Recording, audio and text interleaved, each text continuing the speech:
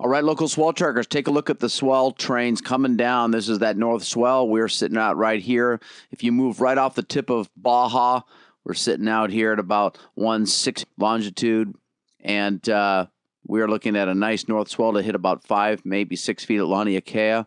And then we got some more northwest swell coming through at the end of the 7-day forecast period. Some minor amounts of south swell trying to get up. Obviously, a lot of it's passing us off over here to the Americas. But we do get a little some south swell coming up for around the 25th from the southwest. Yep, it's not going totally asleep yet, which is great. There's several sources on the way. Nothing big, but keeping it rideable for our leeward side. And again, up there on the north side, there's a blocking jet stream that's causing the jet to go up and over it. So we're pretty much left with a lot of north swell. So here comes the first one here. There's some troughiness underneath the jet that's getting out some west-northwest swell, but nothing like what we're used to, the big west-northwesters, until we get that blocking high out of here. Okay, now let's do a little bit of hindcasting. We are looking at this culprit right here, bringing us in those swell periods that we're just looking at. Brings a lot of waves over there. Mavericks has been breaking. There comes a bigger one right here. And that'll be pumping us up for Tuesday. That should get to about 5 to 7 feet. A lot of the energy passing us off to the west coast.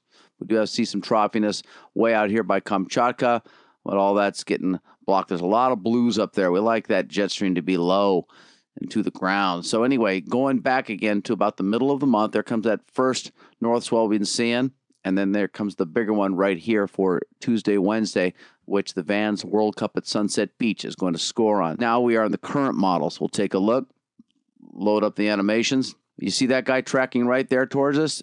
A captured fetch, a southeast track, and that'll be sending up some waves in that 5 to 7 foot range at this point for a Tuesday, Wednesday. And we see a big typhoon coming up here, bringing waves off to the Philippines, Taiwan, possibly Japan. We'll see what that thing does in the long haul. But that's going to be the main storm bringing us in waves for next week. And then this guy tracking down for some real serious size surf. And that one we're expecting December 1st.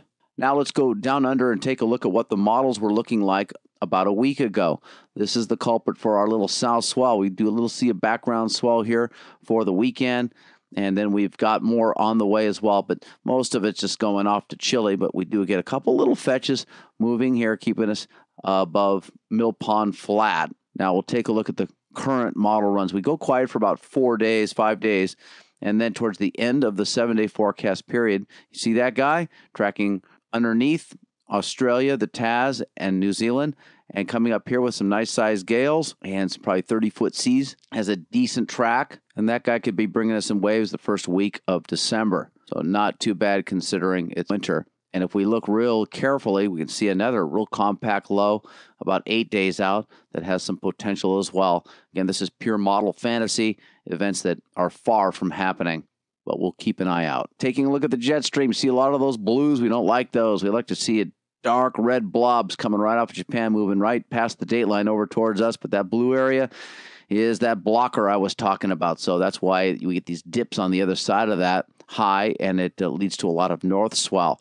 Kind of more like typical of September, but we're heading into December already. Down under, we got a northern branch for the first few days. That's the quiet period, and then we get a little bit of troughing to the east coast of New Zealand, about 5 to 7 days into the forecast period, and then you add another 6 to 7 days onto that. Now we're off into the weather charts, etc. Here we are, Hawaii Nei, down here with some troughing over the island. A lot of cloud cover from the upper jet stream flow from our southwest moving up and over us with some gray, heavy blanketing clouds. The low pressures that are bringing us in our north swells have pushed the high to our east and south, allowing the ridge to weaken and move close to the islands, leading to southeasterly winds for the next few days. And then trade winds will be back Sunday, and then from the northeast, freshening up on Monday, especially by Tuesday. This current front that we see trailing off of that low pressure bringing in the north swell is expected to stay about 400 miles away from us. So all in all, not the best of weather. Take a look. Look at all the rain that is coming here for Friday into Saturday. And then it starts to ease the second half of the weekend. So here we are on Wednesday, and it looks pretty decent. But then you see all those clouds, which is pretty rare, off to the other side of us, and it creeps up over the next 24 to 48 hours, and will be spilling over to the entire island chain here all the way through Saturday. So, not the best of weather. Take a look at that. Okay, now we'll jump to the upper regions. You can see the disturbances in the upper regions affecting the lower surface levels as well. The brown areas are showing the high pressure. And obviously that guy going counterclockwise is that big low, sending us in what will be a nice north swell for Thanksgiving.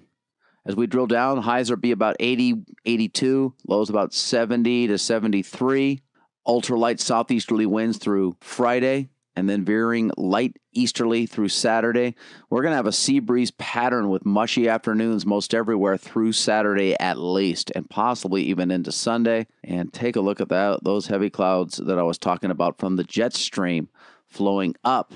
And there we go. Most of the rain confined off the Big Island, but we will see this increase over the next 24 hours. And there you go, your local swell tracker. Well, I'll be back next week right here. Thanks.